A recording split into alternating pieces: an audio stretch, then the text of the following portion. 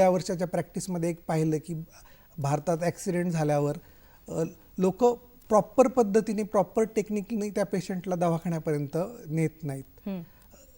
तर याच्यावर मी विचार केला. माझ्या मिसेसला मी डॉक्टर भार्गवी विजय बडेंना विनंती केली की तुम्ही लोकांना बेसिक फर्स्ट एड ट्रेनिंग द्या. बरं.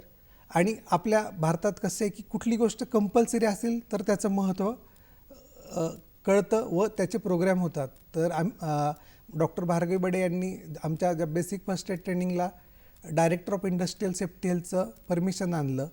Director of industrial safety health यांच्या नियमानुसार 30% कर्मचाऱ्यांना कंपनीत काम करणाऱ्यांना बेसिक फर्स्ट एडचं ट्रेनिंग हे कंपल्सरी आहे. तर आमच्या मॅडम प्रत्येक कंपनीत जाऊन त्यांना बेसिक कार्डिओपल्मनरी रिससिटेशन कसं द्यायचं, नंतर कट इंजुरी झाली किंवा कुठली दुर्घटना झाली तर त्याला कसं गोल्डन टाईममध्ये त्याला कसं हँडल करायचं. उदाहरणार्थ रोड ट्रॅफिक ॲक्सिडेंट झाला, तो व्यक्ती बेशुद्ध असतो, तर आपल्याकडचे लोक सांगतात की त्याला पाणी पाजा. पण ज्या वेळेस तो बेशुद्ध असतो त्यावेळेस तुम्ही पाणी पाजताल तर निमोनियाचे चान्सेस जास्त असतात. अच्छा.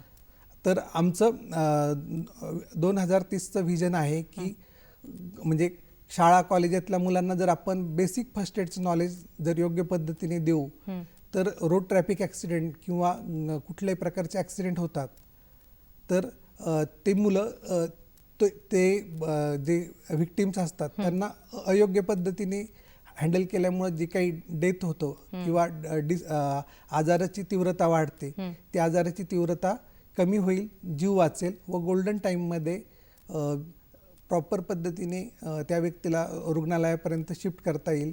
जेणेकरून समजा ब्लड ट्रान्सफ्युजनची गरज असेल आणि तुम्ही सिंपल ड्रेसिंग रोडवरच झालंय, त्यांनी ब्लिडिंग कमी होईल व त्या व्यक्तीचा जीव वाचेल.